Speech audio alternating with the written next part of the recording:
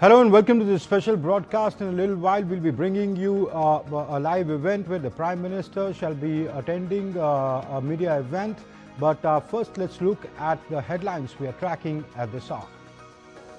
US Vice President J.D. Vance says that Iran has agreed to invite UN nuclear watchdog IAEA's inspectors back into its country after the first round of talks in Switzerland. UK Prime Minister Keir Starmer announces his resignation, clearing the way for rival Andy Burnham.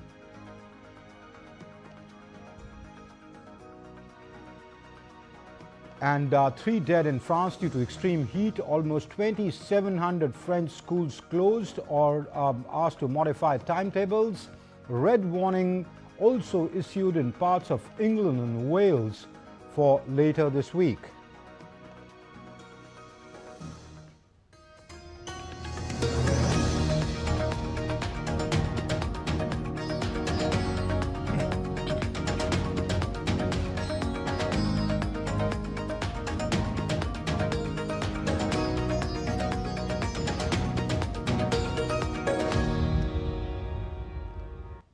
Well, the top story we're tracking at this hour, UK Prime Minister Keir Starmer announced his decision to resign as Prime Minister on Monday. The decision followed a weekend of deliberation after intra-party rival Andy Burnham secured victory in a special parliamentary election. Burnham, who until last week served as Labour Mayor of Greater Manchester, campaigned with the explicit aim of challenging Starmer for leadership of both the party and the country. Every decision I've taken has been about putting the country I love first. That is why I will resign as leader of the Labour Party.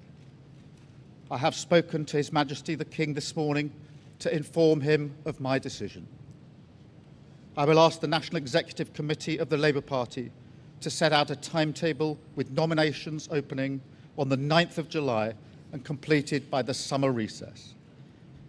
In the case of a contest, this will ensure a new leader is in place before Parliament returns in September.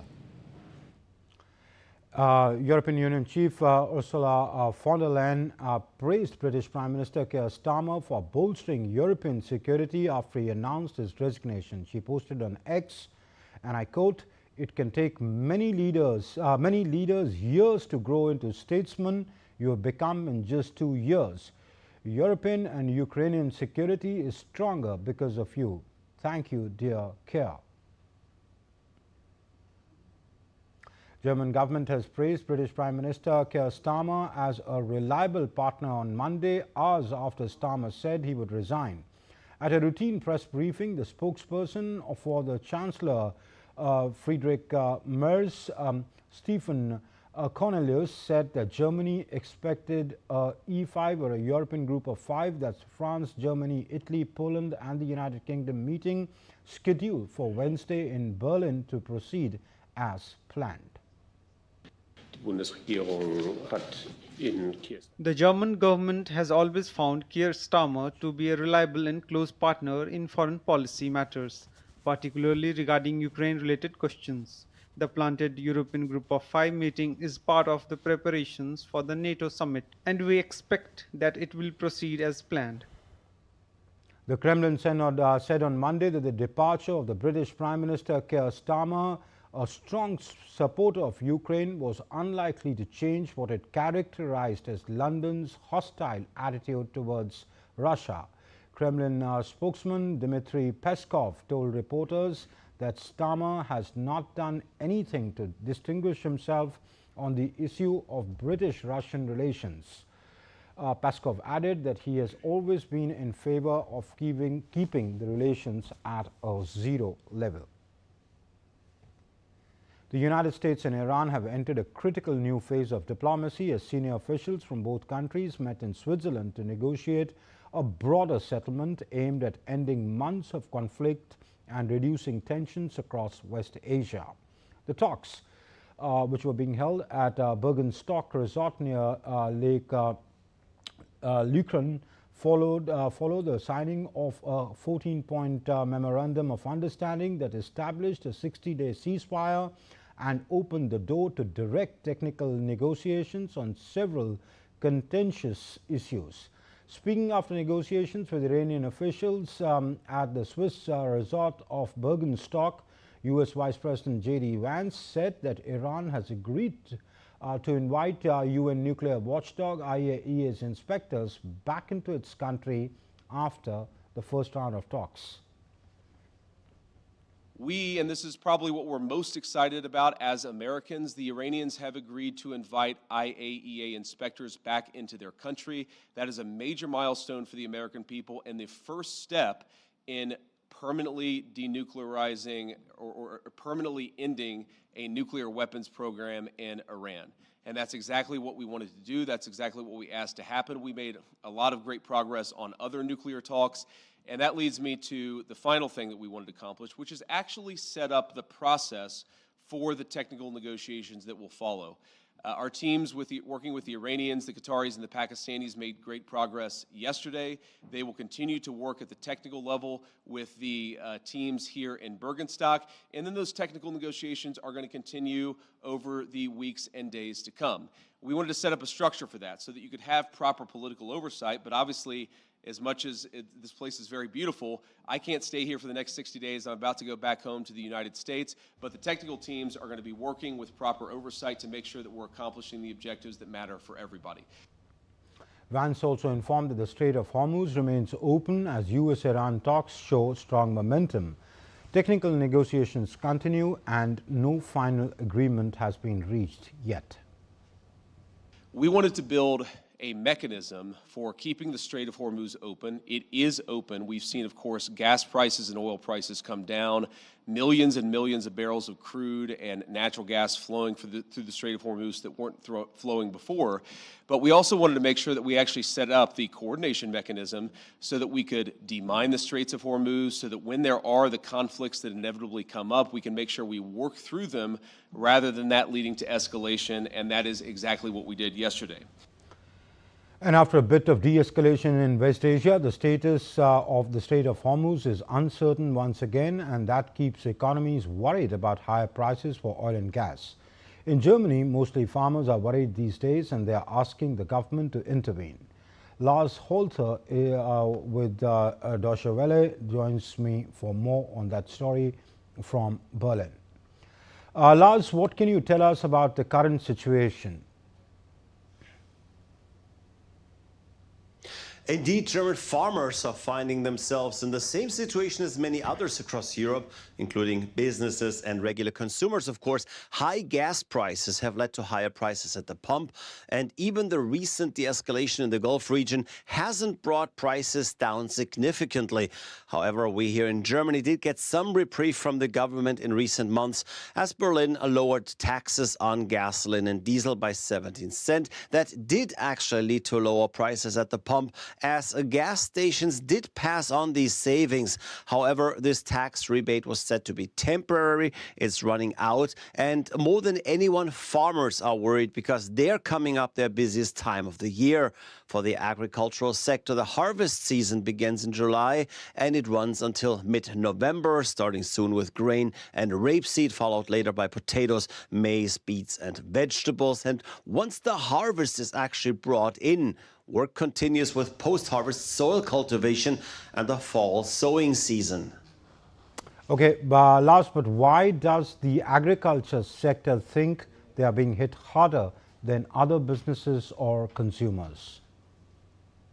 That's because their business is indeed energy intensive. A modern combine harvester, the kind of machine that is most broadly used by farmers over the next half year, can go through 1,000 liters of diesel per day. And if diesel is just 50 cents more expensive than it was, let's say, last year, and that's pretty much the price difference we have been seeing during the height of the crisis, then it means that farmers have to shell out an extra €500 per day and per harvester. That's That's a lot of money, and even more so in a business that doesn't have particularly broad profit margins. The agricultural business has also seen labor costs up. Many farmers are finding it harder every year to find enough people to help with the harvest, especially with produce that can't be entirely harvested by machines. That ranges from salad to cucumbers or asparagus. As a matter of fact, there's a lot of vegetables that need a lot of manual labor, so costs have gone up tremendously for the sector anyway, and higher energy costs are an additional problem for farmers. Lars Holzhauer, many thanks for joining us from Berlin, giving us that update from Germany. On to some weather news now. A major early summer heat wave is impacting much of Western Europe, with national Met agencies issuing alerts as temperatures rise to unusually high levels. 3 people died in France due to extreme heat wave, with almost 2,700 French schools closed or modifying timetables. In Paris, residents were seen swimming in Saint Martin Canal to escape intense heat as authorities issued red weather warnings. Meteo France extended the highest alert level across much of western and central France. The heat wave has also disrupted rail services, with 71 intercity trains cancelled. People filled the streets to celebrate France's annual Fête des Musiques in spite of red weather warnings. Authorities had warned people to adapt to temperatures which are forecast to hit nearly 40 degrees Celsius this week. Red weather warnings are expected to cover around half of France's administrative regions on Monday. And tourists and local residents flocked to Croatian beaches as temperatures reached around 30 degrees Celsius. Beaches were seen crowded, with visitors swimming, sunbathing and taking part in various water sports.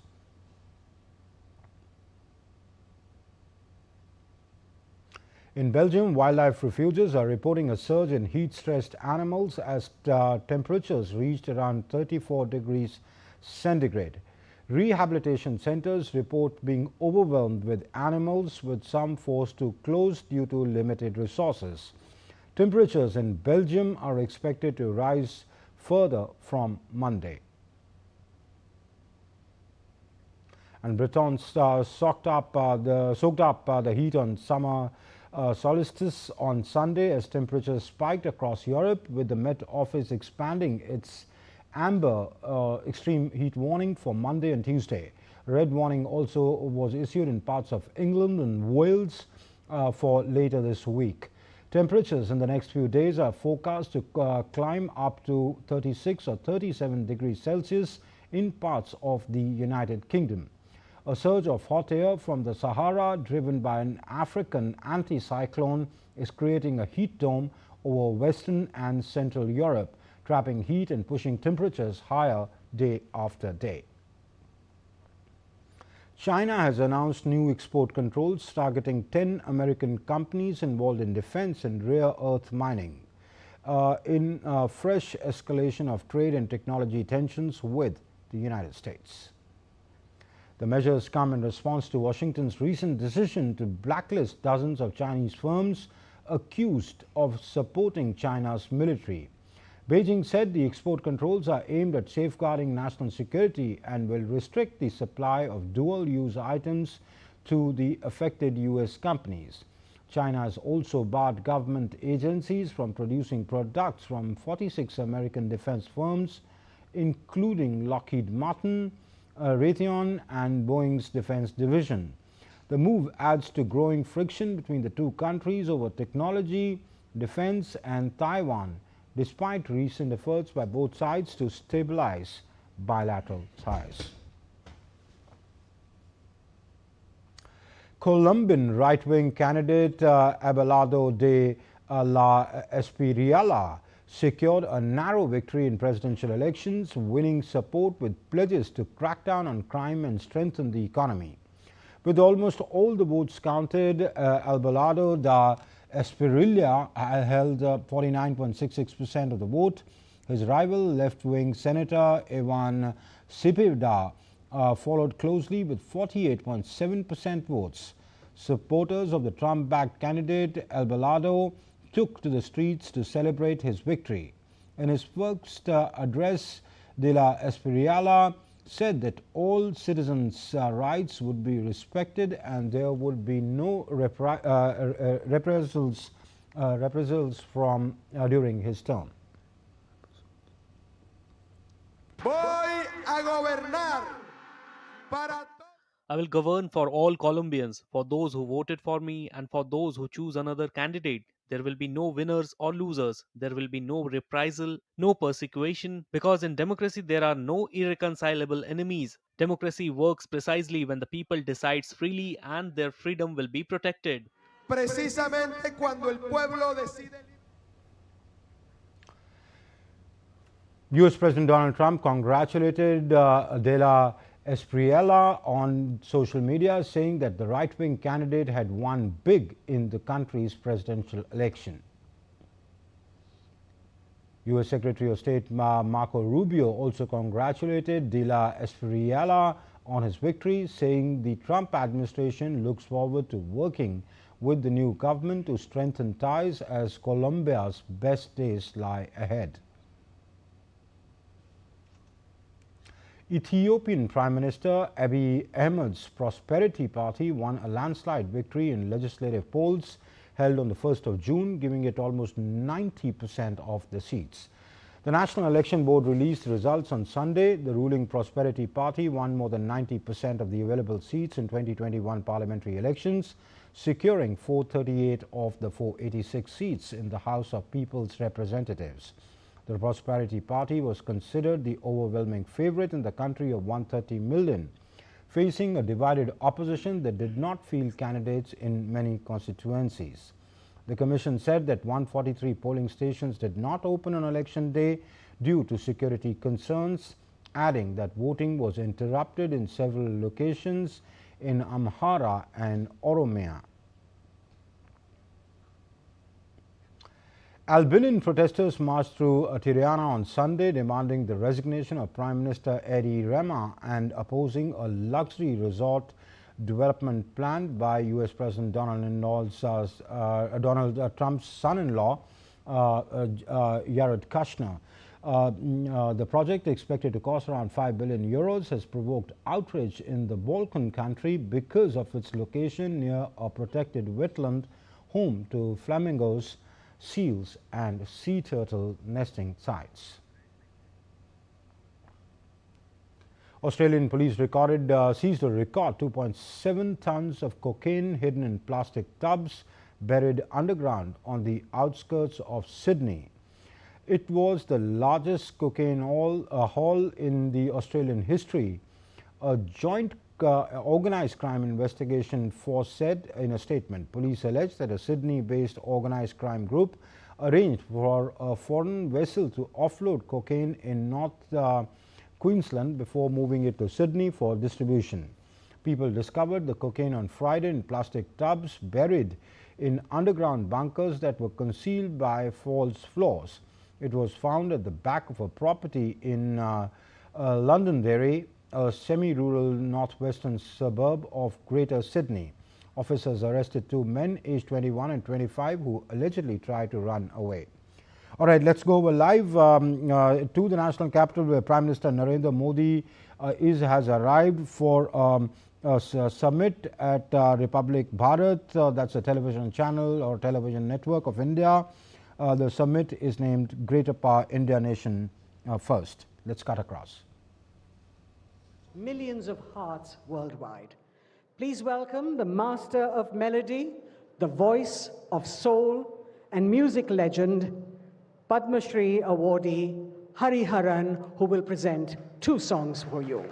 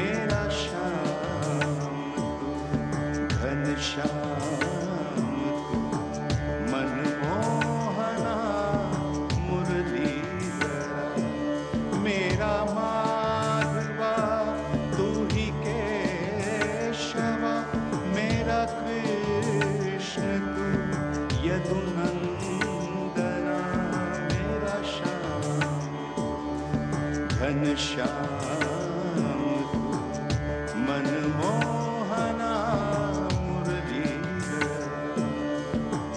दरब सनि दर मरसा रे रे नि सनि रे सनि सनि the नि the म ग रे ग म द नि द नि सनि रे सनि सनि द प म द प म प म ग रे स मेरा श्याम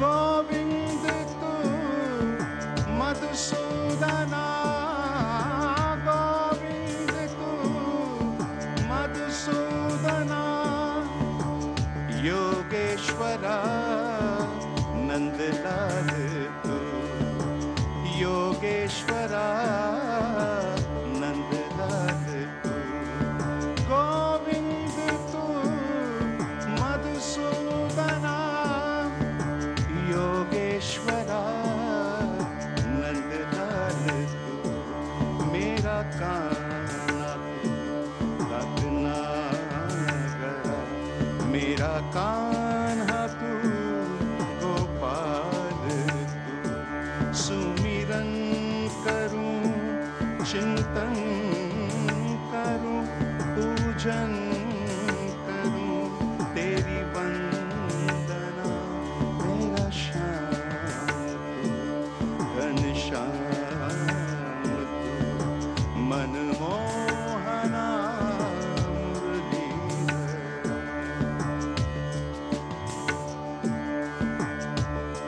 कृष्णा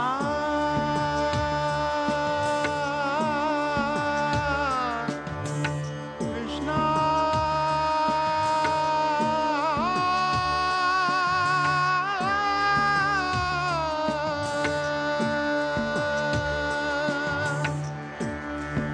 स्वर साधना आराधना स्वर साधना आराधना बस है यही मनोकामना बस है यही मनोकामना मेरे गीत में संगीत में हरि मैं रहूं मेरी भावना मेरे गीत में संगीत में हरि मैं रहे मेरी भावना दर्शन करूं अर्चन करूं मंथन करूं तब याचना मेरा श्याम तू घनश्याम तू मनमोहना मुरलीधरा पम the the the the the ब ब द द द म ब द म द ब म ब म ग म रे रे ग म द द सा सा द रे रे सा सा रे रे सा नि सा रे रे सा नि सा रे ग रे ग रे सा नि रि सा नि सा नि द द म द म ग म ग रि ग रि सा मेरा श्याम श्याम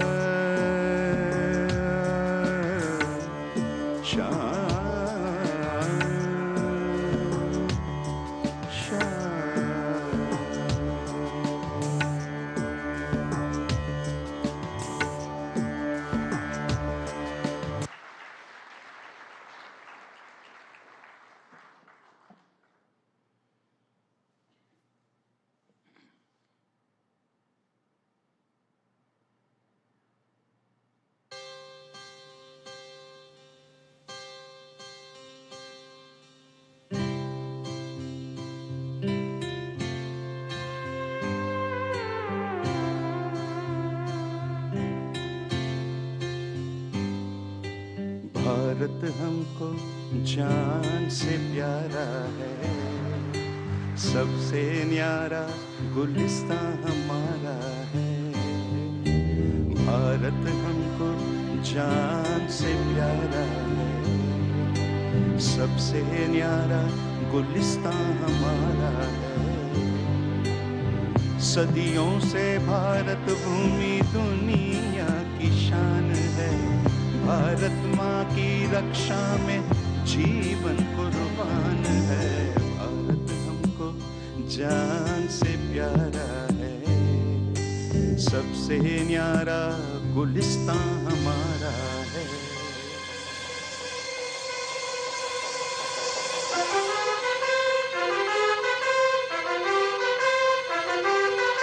उजड़े नहीं अपना चमन, टूटे नहीं अपना वतन। गुमराह ना कर दे कोई, बर्बाद ना कर दे कोई। मंदिर यहाँ, मस्जिद यहाँ, हिंदू यहाँ, मुस्लिम यहाँ, मिलके रहे हम प्यार से। जाओ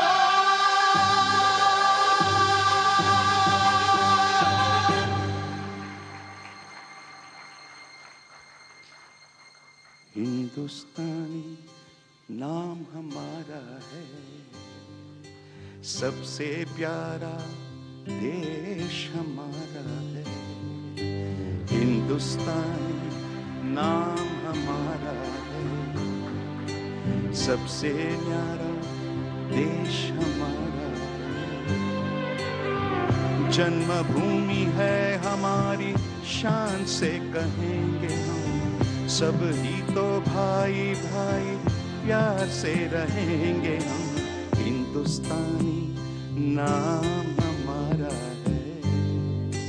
सबसे प्यारा देश हमारा है।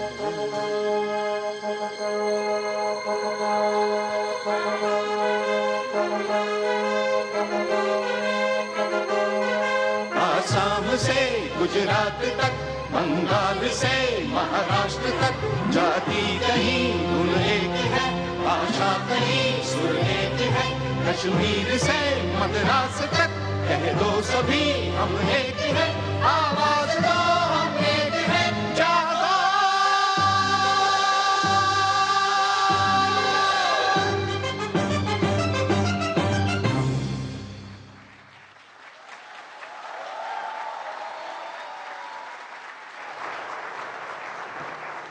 Thank you so much, Hariharanji. That was spectacular. May I now request you to be seated as I invite Republic Media Network's founder and editor-in-chief, Arnab Goswami, to the stage to welcome the Honorable Prime Minister.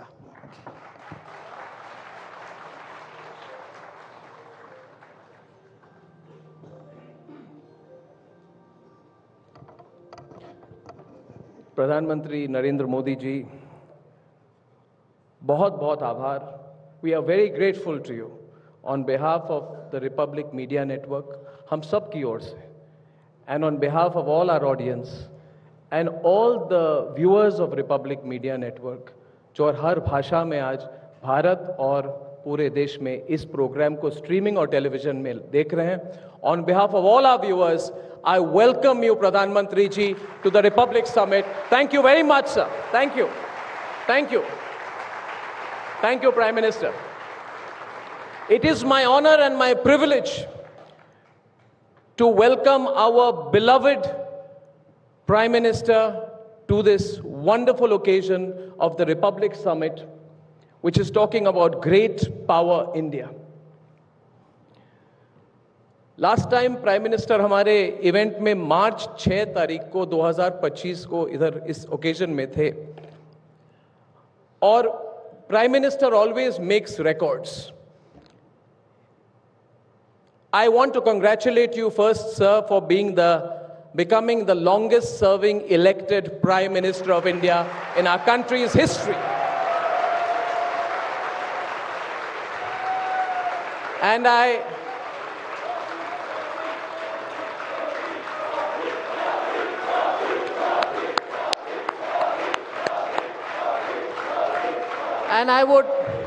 I think, Pradhan Mantri ji, I can say on behalf of everybody, we want you to keep breaking records, sir, keep breaking records. Prime Minister, our beloved Prime Minister is going to complete 25 years as head of government. I think it's happening on the 7th of October. I want to congratulate you in advance for that. My father told me that his father said, मेरे पिताजी ने कहा प्रधानमंत्री जी कि मेरे दादाजी ने उन्हें कहा कि if you want to get a job done immediately, give it to the most busy man.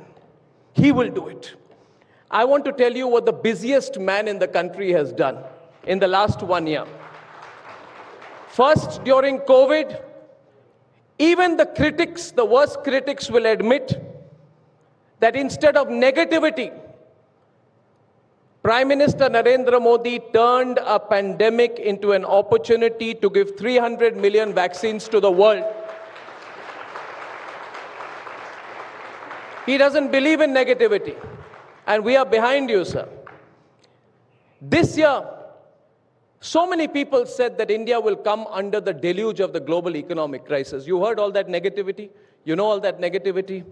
The Prime Minister has ensured absolutely uninterrupted LPG and fuel supply and kept our country's economy stable. Stable. In a very difficult period.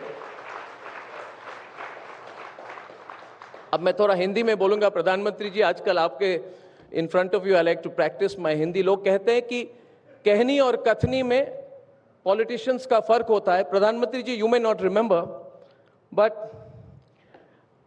During the election campaign of 2014 सबने interview के applications दिए थे प्रधानमंत्री जी को और मेरा number आया नहीं था तो मैंने किसी एक उस समय के संपादक को पूछा कि मेरा नंबर कब आएगा तो उन्होंने कहा मुझे don't worry you are likely to get the last interview of the election campaign I don't want to remind you who I started the first interview was of the election campaign of 2014 but in that interview on 8th of May 2014 प्रधानमंत्री जी which I recorded with you in Gandhinagar at the Chief Minister's house आपने कहा था मुझे जब मैंने पाकिस्तान का सवाल पूछा था तो आपने कहा अर्नब अभी भी मेरे मन में वो है अर्नब बम बंदूक और बारूद के बीच में बातचीत हो सकती है क्या and today I want to tell you sir you have been steadfast nobody in the history of this country has served our motherland on strategic and military interests like you have. In the last 1 year, the Prime Minister, the busiest man of the country, has also, we fired 19 BrahMos on Pakistan. And I want to thank,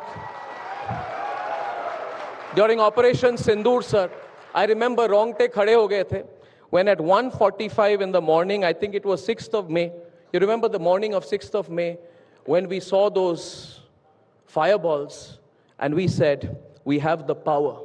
We have the power. It's only about using it. It's only about political determination to use it. BrahMos was first tested 20 years back, but the Prime Minister used it and we are grateful to you for that, Prime Minister. But the biggest achievement of the Prime Minister, the day he completed 12 years, I said, the biggest achievement of the Prime Minister is this. That in this country's democracy, here is one man who has won 3 general elections. And, 1 minute, in the last 12 years has won over 40 state elections. That is the test of a democracy. And we are very proud to have a leader with a mandate of the people, sir. Prime Minister, great power ke there are 3 characteristics of a great power I have heard. Economic strength, but it also the ability to leverage it. In that today, in purchasing power parity terms, log kuch bhi kahe, we are an $18 trillion economy already and 4 trillion in real terms. We are going to be 35 trillion. Prime Minister, if you lead the way, we will get there faster than you want also. The people of this country will be behind you. The second test of being a great power is military strength. But that is only if you have the ability to use it. The non-contact warfare, General Bakshi is with us here, that you have spearheaded has taken us to a new level of power projection in military terms. We are grateful to you for that, sir. But the third, which is personally, I believe, a contribution of Prime Minister Narendra Modi, and only Prime Minister Narendra Modi, is whether it's G7. Congratulations, Prime Minister. We were so proud of the G7 visit, whether it is SCO, whether it is Quad, whether it is BRICS, where we will be taking the presidency. There is no global institution which is complete without Bharat. And these three characteristics make a country a great power: economic strength, military power projection, and institutional validity. And on all three fronts, we owe it to the leadership of Prime Minister Narendra Modi ji. Prime Minister, on behalf of everyone today, I want to say one thing to you, sir. It is because of your leadership in the last 12 years that we are today no longer called a middle power globally. We are called a great power.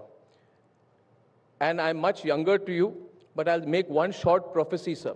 It will be because of your leadership that we are very soon going to be a superpower, sir. But we will not be a unilateral superpower. During the Cold War means you are so strong you don't have to listen to anyone in the world. We will not be that kind of superpower, sir. But you are the man who is going to be credited for taking India from middle power to great power to superpower. And lastly,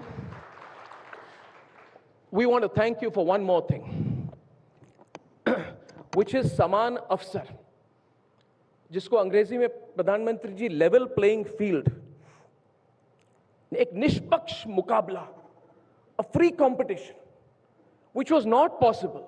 People can say whatever, but it was not possible before 2014.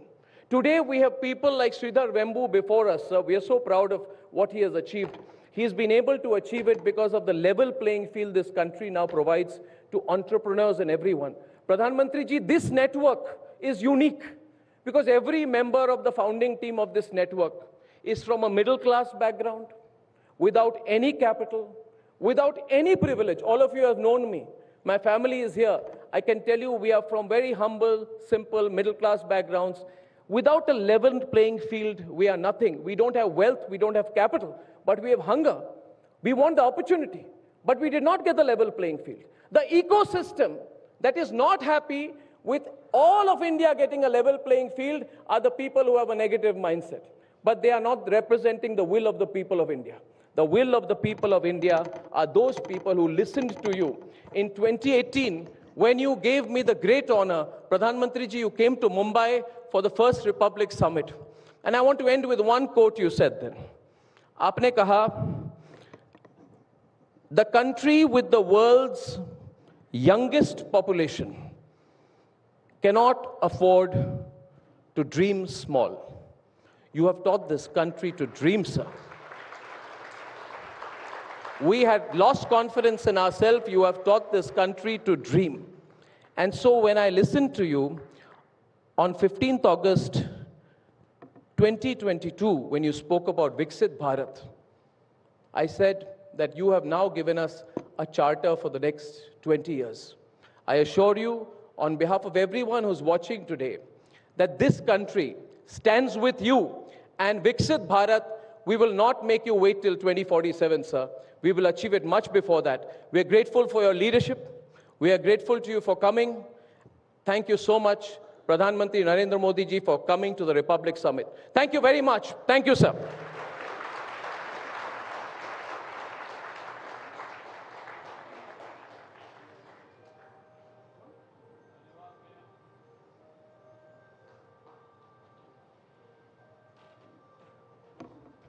May I request the Honorable Prime Minister, sir, to please address the gathering.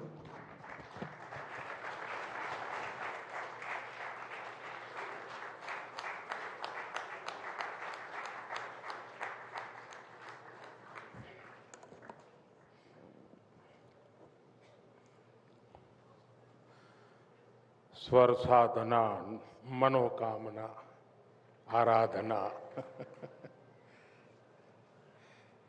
एक बहुत ही शुभ शुरुआत के बाद अच्छा होता आप ही का कार्यक्रम चलता।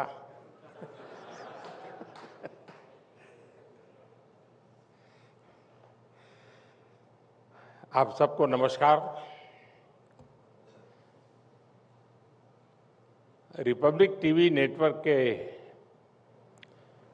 सभी दर्शक और अब तो बहुत सारी भाषाओं में भी है, तो उन सबको भी मेरा प्रणाम।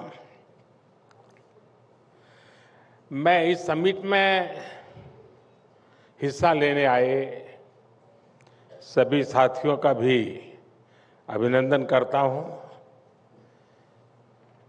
24 घंटे चलने वाले चैनलों में ब्रेकिंग न्यूज, इसका बहुत बड़ा महत्व होता है। और आजकल तो दुनिया में ही, पूरी दुनिया, कहीं पर भी नजर डालो, पूरी दुनिया ब्रेकिंग न्यूज के मोड पर ही है।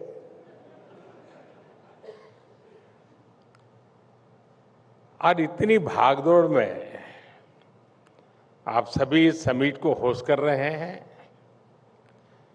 इसका हिस्सा बने हैं, और इसलिए आप विशेष बधाई के पात्र हैं। और इस बार आपकी चर्चा का विषय भी उतना ही अहम है, great power India, nation first. साथियों, हमारे यहाँ शास्त्रों में कहा गया है, यतो धर्मस् ततो जय, यानी जय का, शक्ति का मूल धर्म है। और धर्म यानी ड्यूटी, धर्म यानी जस्टिस, धर्म यानी स्वभाव, समभाव, धर्म यानी संवाद, धर्म यानी संवेदना। और यही तो नेशन फर्स्ट की भावना में भी समाहित है।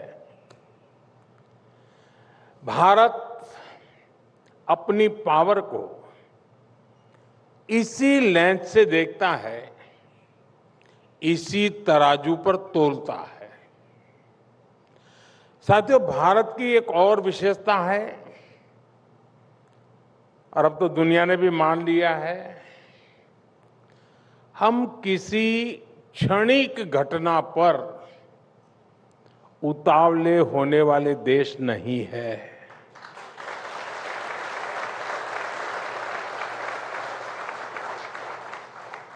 हम वो हैं जिसने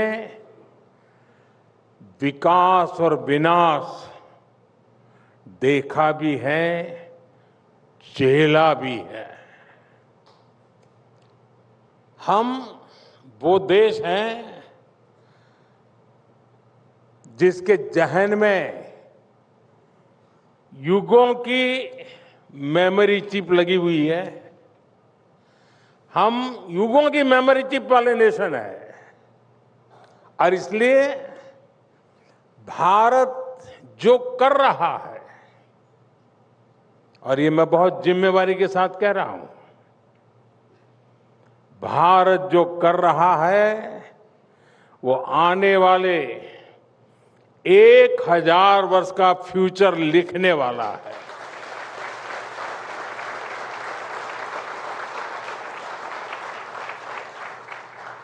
और यही दुनिया के लिए सबसे बड़ी भारत की गारंटी है।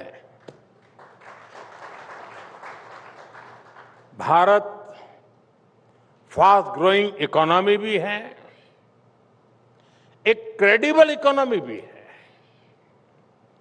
और भारत राइजिंग पावर के साथ साथ, और अभी अर्नब तो ढेर सारी डिक्शनरी खोल करके बैठ गए थे, सुपर पावर तक ले गए।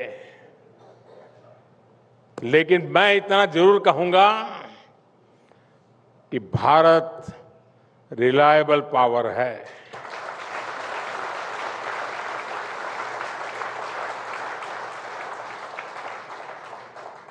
मैं भी 2-3 दिन पहले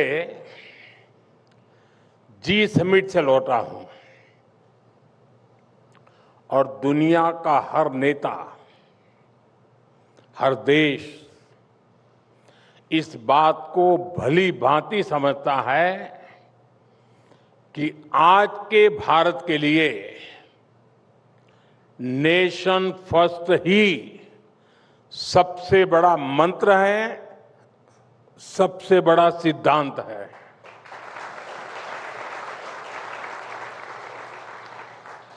साथियों, कुछ दिन पहले ही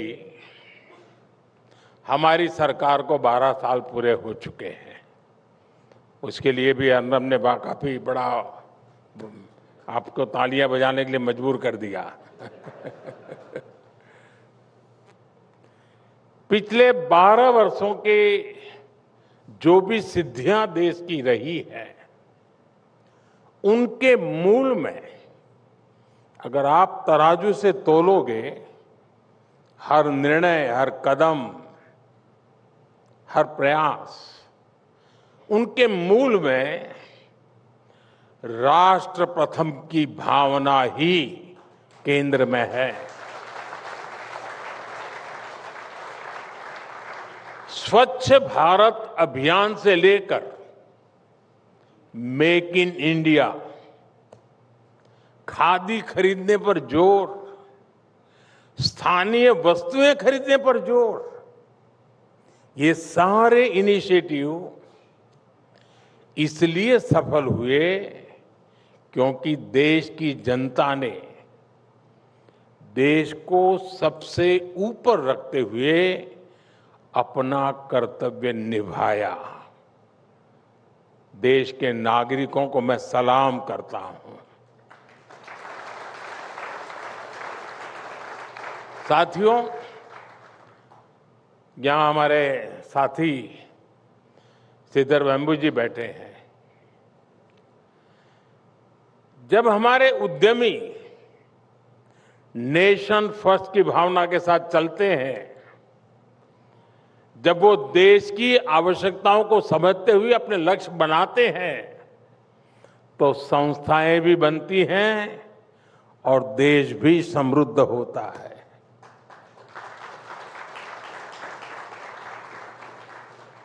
सिद्धार्थ वेम्बू जी ने क्या काम किया है, शायद यहाँ बातों में कितना निकला होगा मुझे मालूम नहीं, लेकिन अभी मैं फ्रांस में विवाटेक में गया था।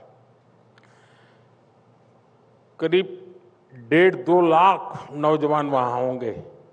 चलने के लिए भी मैं और फ्रांस के राष्ट्रपति अलग अलग स्टॉल पे जा रहे थे, देखने के लिए भी नौजवानों ने क्या काम किया है।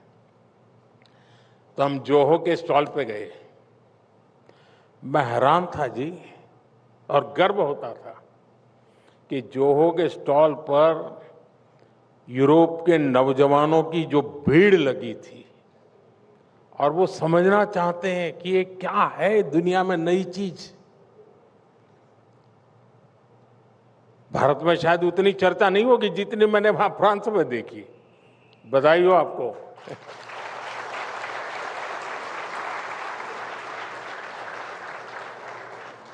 साथियों, सरकार की नीति और निर्णयों में नेशन फर्स्ट का क्या प्रभाव होता है, इसका एक उदाहरण हमारा आदिवासी क्षेत्र है। मैं आज कोई फिलॉसफी जानने वाला नहीं हूं, कुछ बातें जो हुई हैं वो हल्की फुल्की बता दूंगा और उससे आप अंदाज लगा लेंगे कि काम कैसे होता है। मैं आदिवासी क्षेत्र की बात करता हूं। भारत के 10 करोड़ से अधिक आबादी की चर्चा, मतलब कि आदिवासी समाज की चर्चा। और हम सबको पता है, दशकों से माओवादी आतंक वहां अपने डेरा तंबू गाड़ करके बैठा हुआ था। जहां 21वीं सदी में भी इन आतंकियों ने एक भी सुविधा पहुंचने नहीं दी। सरकारी एक व्हीकल नहीं गुजर सकता था वहां, गोलियों से भून दिया जाता था। अनेक सरकारें आई गई, कई पीढ़ियां आई गई। लगता था कि हिंसा का ये दुर्भाग्य ऐसे ही रहेगा। आप कल्पना कर सकते हैं, 2004 से 2014 के बीच, मैं वो 10 साल का हिसाब बताता हूं। 2004 से 2014 के बीच माओवादी आतंक के कारण 17,000 से भी अधिक हिंसक घटनाएं हुई थी। 17,000।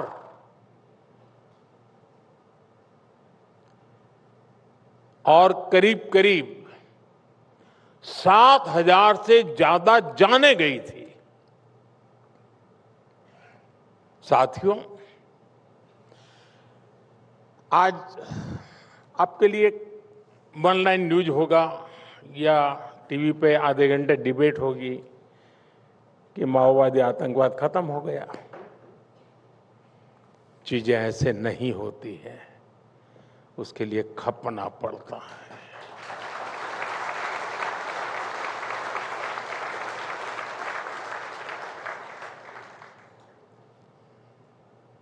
और इसलिए मैं बताना चाहता हूं, और आजकल जो लोग, कुछ लोग संविधान दिखाते रहते हैं,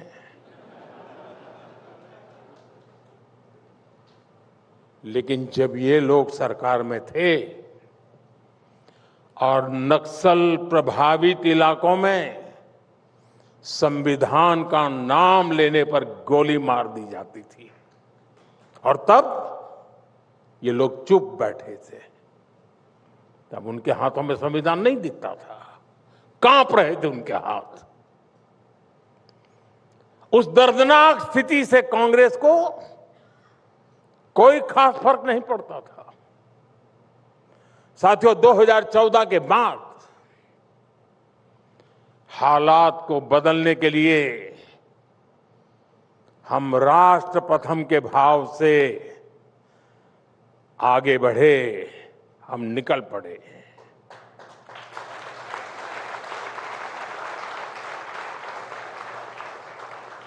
बोलते नहीं थे,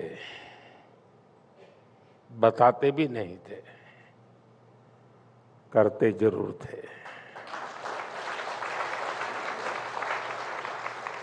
हमने संकल्प लिया कि नक्सलवाद, माओवाद को जड़ से उखाड़ फेंकेंगे, और आज पूरा देश नतीजा देख रहा है। आज देश में माओवादी आतंक अपनी अंतिम सांसें गिन रहा है। और साथियों, कई बार अंतिम परिणाम इतना बड़ा और व्यापक होता है कि उसके पीछे की मेहनत पर ध्यान नहीं जाता। रिपब्लिक टीवी के दर्शकों को मैं खास तौर पर इसके बारे में बताना चाहता हूं। साथियों, जिन नक्सल प्रभावित इलाकों में दिन में जान से भी यानी सामान्य मानवी डरा रहता था, उसको लगता था कहीं अपहरण हो जाएगा, तो कभी वसूली का डर रहता था, कभी साथ में जो कुछ भी है वो लूट लेने का डर रहता था। और जहां पर विकास की बात बोल तक नहीं सकते थे, आप लेकर के जा नहीं सकते थे, सब नामुमकिन था। ऐसे क्षेत्रों में हम विकास का संकल्प लेकर आगे बढ़े। वहां बीते 12 वर्षों में हमारी सरकार ने 12,000 किलोमीटर से अधिक की सड़कें बनाई।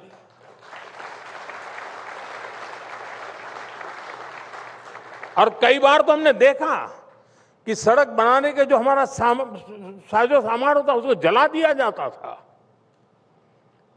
कॉन्ट्रैक्टर को भगा दिया जाता था। अगर 25 लोग रोड पर काम करते तो 200 लोग पुलिस सुरक्षा रखते थे ताकि काम चले। ये सब इसलिए करते थे, तय किया था।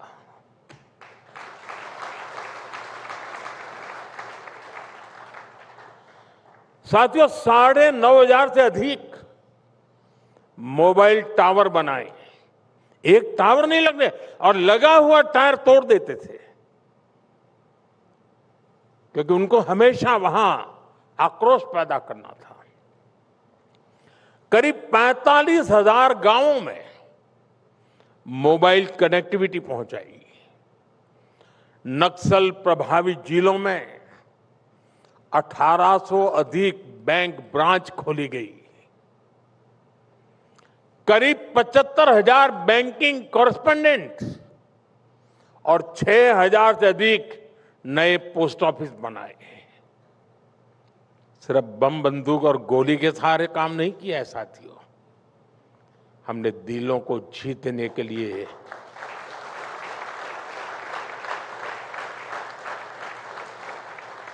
ईश्वर ने जो भी शक्ति दी थी उसको खपाया था। साथियों, हम बुलंद इरादों के साथ नक्सल प्रभावित इलाकों में जन सामान्य की आशा आकांक्षाओं को पूरा करने के लिए जा रहे थे। आप हैरान हो जाएंगे, एक मशहूर नक्सली, करोड़ों रुपए का इनाम थे उसकी मां के पास हम पहली बार राशन कार्ड लेके गए। बेटा अपनी मां को राशन कार्ड लेने नहीं देता था, आतंकवाद अपना चलाने के लिए। इतनी घटनाएं हैं, मैं हैरान था और सरकार चुप बैठी थी। उनको संविधान उस समय दिखता नहीं था, लेकिन सारे प्रयासों का परिणाम यह आया कि जन सामान्य में एक विश्वास का नया दौर आया।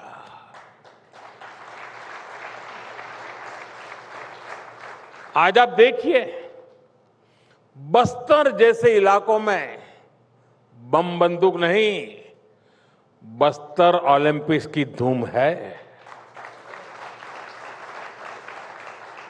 और अब तक इस ओलंपिक के 2 एडिशन हो चुके हैं।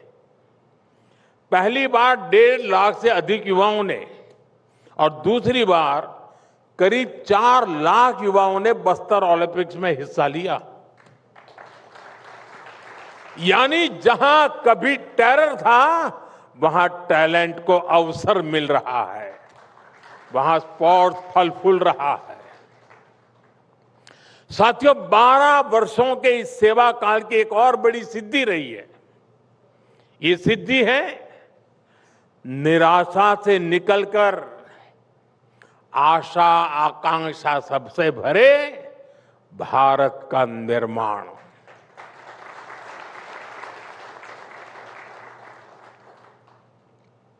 साथियों, नक्सल कहीं और होगा, लेकिन घटनाओं की पीड़ा हिंदुस्तान के हर कोने में होती थी।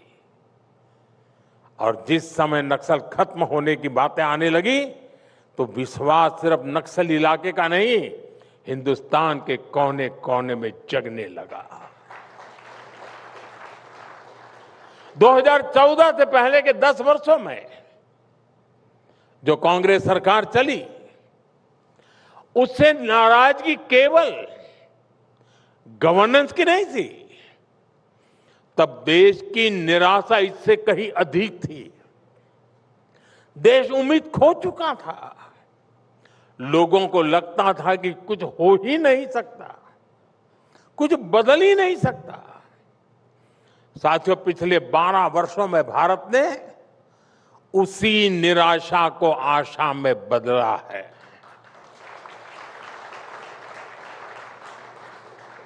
और मुझे इस बात का सबसे ज्यादा संतोष है। आज हर किसी को ये लगता है कि थोड़ी और मेहनत करेंगे तो ये हो सकता है।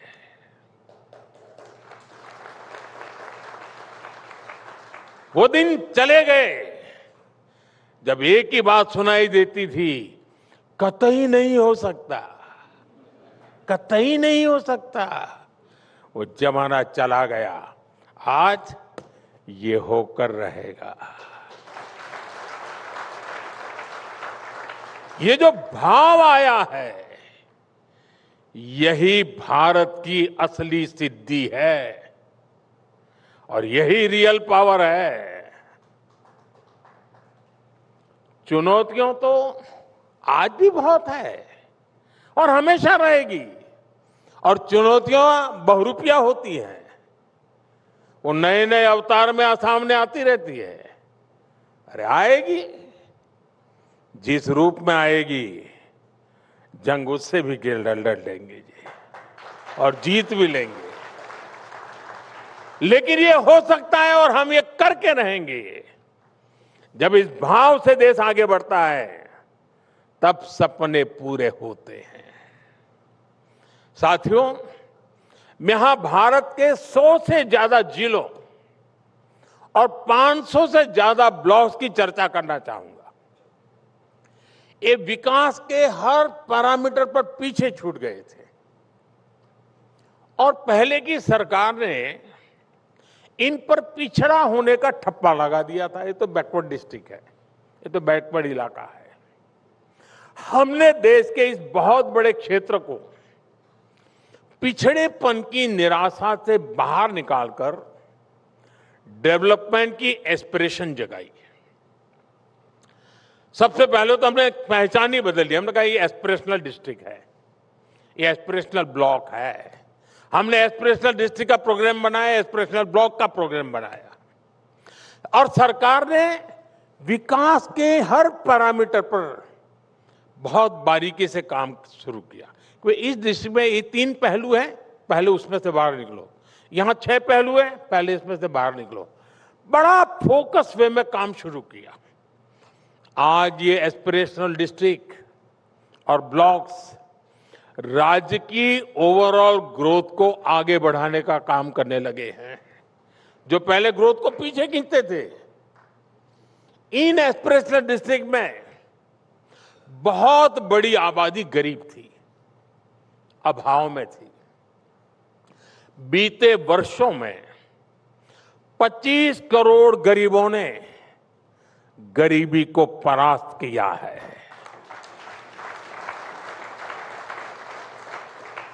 तो इसमें इन एस्पिरेशनल डिस्ट्रिक्ट की एक बहुत बड़ी भूमिका है। साथियों, हम देखते हैं कि जब एक व्यक्ति बीमारी से मुक्त होता है, तो सिर्फ घर का वो व्यक्ति ठीक होता है, ऐसा नहीं है। जब एक व्यक्ति बीमारी से मुक्त होता है, तो पूरा परिवार ठीक हो जाता है।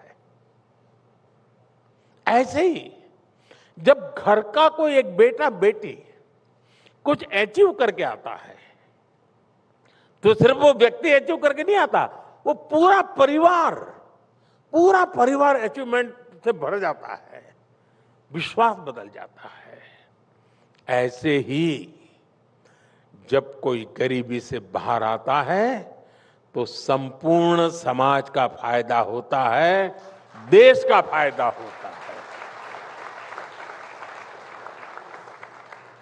25 करोड़ लोग गरीबी से बाहर निकले हैं, नियो मिडिल क्लास में आए हैं, तो इसका फायदा केवल उन परिवारों तक नहीं रहता, बल्कि मिडिल क्लास का भी इसमें फायदा होता है। क्योंकि ये नया कंज्यूमर है, जो इकोनॉमी को ड्राइव करता है, उससे अल्टीमेटली मिडिल क्लास के लिए अवसर बनते हैं। यानी गरीबी कम होना केवल वेलफेयर का ही विषय नहीं है, यह अवसरों के विस्तार की गाथा है, नई एस्पिरेशन की प्रेरणा है। साथियों, पिछले 12 वर्षों में जो इतना विशाल मिडिल क्लास देश में तैयार हुआ है, वो सरकार की बहुत बड़ी प्राथमिकता रहा है। मिडिल क्लास की ईज ऑफ लिविंग के लिए सरकार ने हर स्तर पर काम किया है। अब जैसे अपने घर का सपना है, हर मिडिल क्लास परिवार की एक इच्छा रहती है, खुद का घर हो। हर किसी को पूछोगे, एक मन में रहता है, मेरा अपना घर हो। 2014 में अगर किसी परिवार को अपना घर खरीदना होता था, तो होम लोन डबल डिजिट के इंटरेस्ट रेट पर मिलता था। लेकिन आज किसी भी बैंक से होम लोन 7-8% के रेट पर मिल जाता है। पहले लोन लेना भी किसी युद्ध जीतने जैसा था। युद्ध जीतने में जितनी ताकत लगी उतने लोन लेने में लगती थी। आज ये घर बैठे संभव हो पा रहा है। मैं यही की बात बताता हूं। ये दिल्ली एनसीआर में रहने वाले लोग जानते हैं कि कैसे शहरी मिडिल क्लास के हजारों घर अधूरे अटके हुए थे। पैसे दे दिए थे, पूरे जिंदगी भर की कमाई बिल्डर को दे दी थी, उसने भी बढ़िया बढ़िया पैम्फलेट दिखाए, सपने दिखाए। अब ये किराए पर घर में रहते हैं तो किराया भी देना है, घर जल्दी मिलेगा, उधर किराया रहते हैं, घर मिल नहीं रहा, घर बन नहीं रहा, बहुत बुरा हाल था। इन अधूरे घरों को पूरा करने के लिए हमने 25,000 करोड़ रुपए का स्पेशल फंड बनाया। और आपको जानकर खुशी होगी कि देश में बरसों से अटके करीब 60,000 घरों को डिलीवरी किया जा चुका है।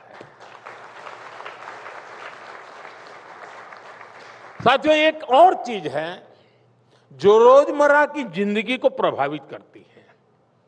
ये जरूरत है कनेक्टिविटी की, ट्रांसपोर्ट की। आज आप सोशल मीडिया में देखिए, दुनिया भर से जो भी टूरिस्ट आता है, भारत आता है, वो हमारे मेट्रो सिस्टम को देखकर हैरान रह जाता है। साथियों, वर्ष 2014 में करीब 28 लाख लोग हर रोज मेट्रो से सफर करते थे। आज करीब 1,28 लाख लोग हर रोज मेट्रो से सफर कर रहे हैं। अब वंदे भारत, नमो भारत और अमृत भारत जैसी हाई स्पीड ट्रेन्स देश को कनेक्ट कर रही है। अच्छी सड़कों, अच्छे हाईवे से समय तो बच ही रहा है। गाड़ियों की मेंटेनेंस पर होने वाला खर्चा भी कम हुआ है। बीते वर्षों में एयरपोर्ट की संख्या डबल हुई है। इससे कई छोटे छोटे शहरों में भी मिडिल क्लास को हवाई यात्रा की सुविधा पहली बार मिली है। साथियों, पिछले 12 साल मिडिल क्लास के लिए कमाई के साथ साथ बचत के भी रहे हैं। 2013-14 में लगभग 2 लाख रुपए तक की आय होने पर टैक्स लगता था। आप सबको वो नसीब रहा होगा। और ये टैक्स मिडिल क्लास देता रहता था। आज 12 लाख रुपए तक की आय पर कोई टैक्स नहीं है।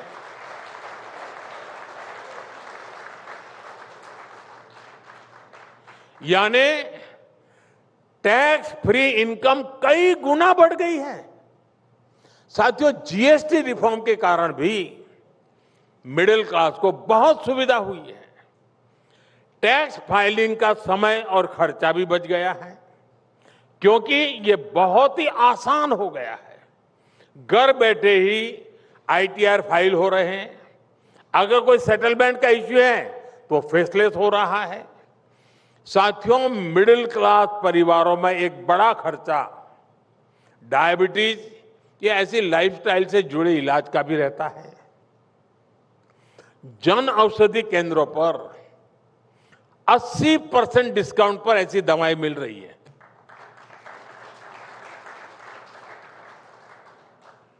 अगर आपका पहले 1,000 रुपया खर्चा होता था तो आज 200 रुपये में काम हो जाता है। 800 रुपया बच रहा है। और इससे बीते वर्षों में करीब 40,000 करोड़ रुपए की बचत देश के अनेक परिवारों की हुई है। मिडिल क्लास के बजट का एक बड़ा हिस्सा बुजुर्गों के इलाज पर भी जाता है।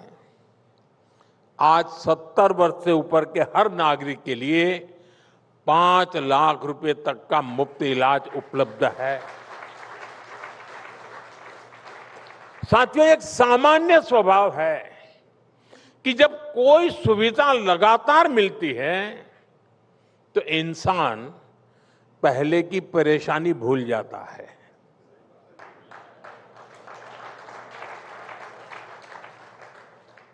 अब 2 लाख रुपया पर आप टैक्स देते थे, अब 12 लाख तक नहीं देना पड़ रहा, लेकिन जब मैं कहूं तब ताली बजती है।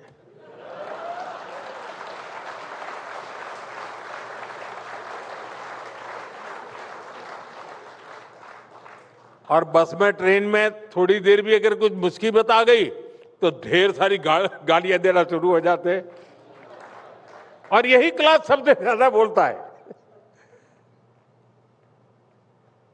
साथियों, मैंने जैसे कहा ना कि पुरानी तकलीफें भूल जाता है आदमी। आप लोगों को आज ड्राइविंग लाइसेंस और पासपोर्ट से जुड़ी परेशानियां बिल्कुल याद नहीं होगी। पहले ड्राइविंग लाइसेंस लेना होता तो कितनी दिक्कत होती थी, पासपोर्ट लेना है तो क्या क्या कुछ करना नहीं पड़ता था, कितने पापड़ बेलने पड़ते थे। आज ड्राइविंग लाइसेंस लेना भी आसान हुआ है और तत्काल पासपोर्ट भी औसतन 3 दिन में ही मिल जाता है। साथियों, मैं जानता हूं हमारी सरकार जिस तरह काम कर रही है उसने देश के लोगों की एस्पिरेशन बहुत बढ़ा दी है। एक काम हुआ तो लोगों की डिमांड वहीं खत्म नहीं हो जाती, वो उससे भी बेहतर काम चाहते हैं, उससे भी अपडेट सुविधा चाहते हैं। अगर पहले डिमांड नई सड़क की थी तो सड़क बनने के बाद लोग पूछते थे मेट्रो कब आएगी। पहले अपेक्षा होती थी कि ट्रेन समय पर पहुंच जाए, ट्रेन में बैठने की साफ सुथरी जगह मिल जाए। आज डिमांड है कि हमारे रूट पर वंदे भारत क्यों नहीं चल रही। साथियों, कुछ लोगों को यह असंतोष लगता है, ये एस्पिरेशन है। हमारे देश में एक फौज ऐसी है, उसको लगता है ये सब मामला कुछ गड़बड़ है, लेकिन लोग आखिरकार ये अपेक्षाएं किसके पास करेंगे भाई? जो करता है उससे पास करेंगे ना।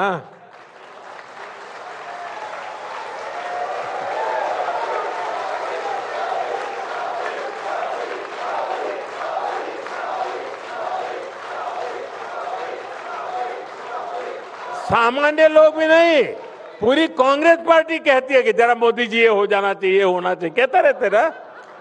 उनको भरोसा है करेगा तो यही करेगा।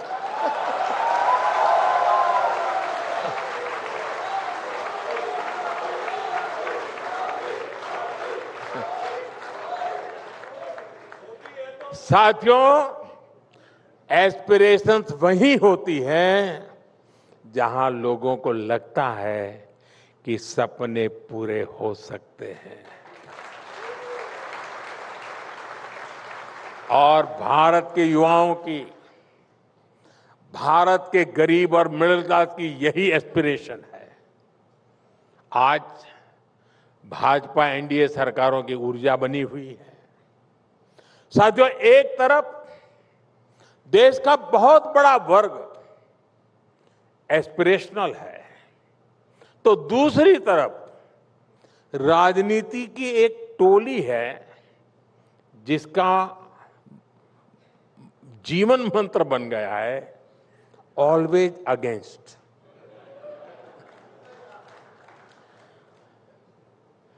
ये टोली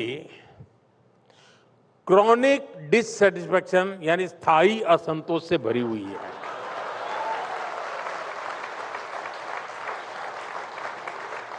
आज मैं रिपब्लिक टीवी के दर्शकों को जरा इस टोली के लक्षण बताने जा रहा हूं। सिम्टम्स पता चलेगा तो आपको समझ आ जाएगा मैं क्या कह रहा हूं। आप आसानी से पहचान लेंगे। जी, जैसे मैं उदाहरण देता हूं, आप समझ जाएंगे। इनको आप अक्सर कहते सुनेंगे, अरे फला जगह तो 24 घंटे बिजली आती है, यहां क्यों नहीं?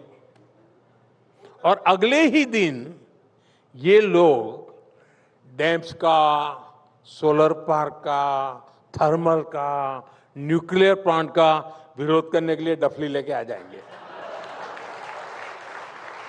यानी पहले दिन बिजली क्यों नहीं और दूसरे दिन तुम हाइड्रो पावर का डैम क्यों बना रहे हो? ये जमात ऐसी है।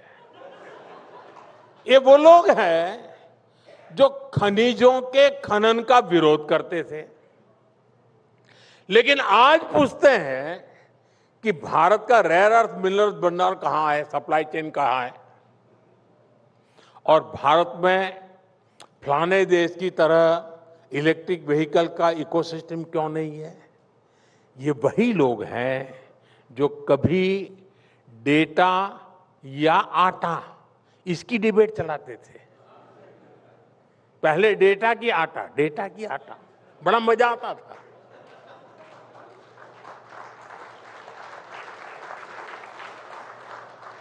आज यही लोग पूछते हैं कि बताओ मोदी जी, एआई में क्या काम हुआ?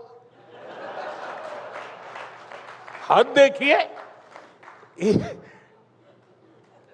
एक साथ में कहते हैं, एक ही साथ में कहते हैं कि एआई में ये होना चाहिए था, वो होना चाहिए था, हुआ क्यों नहीं? लेकिन दूसरी साथ में वही लोग कहते मिलेंगे, अरे ये डेटा सेंटर क्यों बना रहे हो, ये सेमीकंडक्टर प्लांट क्यों लगा रहे हो? और फिर ये लोग उसके 100 नुकसान गिनाने के लिए घंटे घंटे भर सोशल मीडिया की स्क्रीन पर दिखेंगे, टीवी डिबेट में दिखेंगे, अखबारों में भरे रहेंगे। साथियों, ये लोग करप्शन को लेकर दुनिया भर के इंडेक्स उठाकर लाते हैं, भारत को कटघरे में खड़ा करते हैं। इनके इकोसिस्टम का मीडिया भी 24-24 घंटे उछालता रहता है, लेकिन जब करप्शन के विरुद्ध एक्शन होता है, जब कार्रवाई होती है, तो यही लोग चिल्लाते हैं। सबसे पहले हल्ला मचाने का काम कौन करते हैं? यही गलत हो रहा है, फलाना गया, ढिकना गया, रेड कर दी, जांच कर दी, अरेस्ट कर दिया। सवाल उठाए जाते हैं, कार्रवाई ऐसे क्यों हो रही है, वैसे क्यों नहीं, अब क्यों हो रही है, तब क्यों नहीं, ए पर क्यों हो रही है, बी पर क्यों नहीं हो रही है? यही उनका खेल है। साथियों, इन लोगों का कैरेक्टर समझना देश के लिए बहुत जरूरी है। खास तौर पे मेरे देश के युवाओं को इनको पहचानने की जरूरत है, और हमारी जैन जी को तो बहुत जल्दी समझना चाहिए। जल्दी समझो, वरना अब सूर्यवंशी आया है, वो तेज गति से सब जाता है। साथियों, ये लोग एक तरफ कहेंगे कि देश की सेनाओं को छूट रही है, हथियार नहीं मिल रहे हैं, लेकिन जब सरकार कोई डिफेंस डील करेगी, कोई आधुनिक हथियार खरीदती है, तो सबसे पहले आकर कहते हैं कि ये क्यों खरीदा? ये दुनिया भर में भारत की कूटनीति पर सवाल करेंगे, लेकिन जब भारत कूटनीति के लिए, सुरक्षा के लिए कहीं कोई इंफ्रास्ट्रक्चर प्रोजेक्ट बनाने लगेगा, तो ये लोग ढोल ढपली लेकर हल्ला मचाना शुरू कर देते हैं। साथियों, आज भारत के जिस अहम कालखंड में है, इसमें हमें ऐसे लोगों को पहचानना होगा, उनके कुतर्क को समझना होगा और उनसे सतर्क रहना बहुत जरूरी होगा। और आज दुर्भाग्य से आज देश के मुख्य विपक्षी दल कांग्रेस पर ऐसे ही लोगों का कब्जा हो गया है। कांग्रेस कभी नेशन फर्स्ट की बात करेगी, ये सोचना भी अब झूठे सपने जैसा हो गया है। कल्पना ही नहीं कर सकते क्या कभी कांग्रेस में ये फुर्से आएगी बात जो गांधी जी के जमाने में थी। साथियों, आज दुनिया पुरानी धाराओं को चैलेंज कर रही है। डिसरप्शन की स्केल बहुत बड़ी हो गई है, लेकिन इसका एक और पक्ष है। ये चुनौतियां नए अवसर भी ला रही है। भारत के हर युवा, हर उद्यमी, हर इनोवेटर, हर स्टार्टअप को इन्हीं अवसरों पर फोकस करना है और इसमें सरकार नेशन फर्स्ट की भावना के साथ पूरी तरह देश के लोगों के साथ है। भारत आज रिफॉर्म एक्सप्रेस पर सवार हो चुका है। ये गति आगे और तेज होगी। मैं रिपब्लिक टीवी के इस मंच से देशवासियों से फिर कहूंगा कि हमारा सपना जितना बड़ा है, हमारे प्रयास भी उतने ही विराट होंगे और 140 करोड़ देशवासियों का यही साझा प्रयास विकसित भारत बनाकर रहेगा।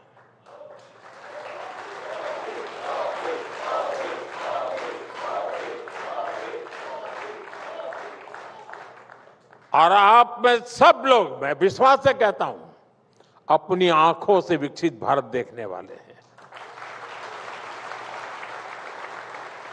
आने वाली पीढ़ियों तक इंतजार करना पड़े इस प्रकार से मैं काम नहीं करता। आप खुद अपनी आंखों से देख करके जाएंगे। इसी विश्वास के साथ मैं फिर एक बार रिपब्लिक टीवी को, उसके दर्शकों को और आप सभी को बहुत बहुत शुभकामनाएं देता हूं। बहुत बहुत धन्यवाद।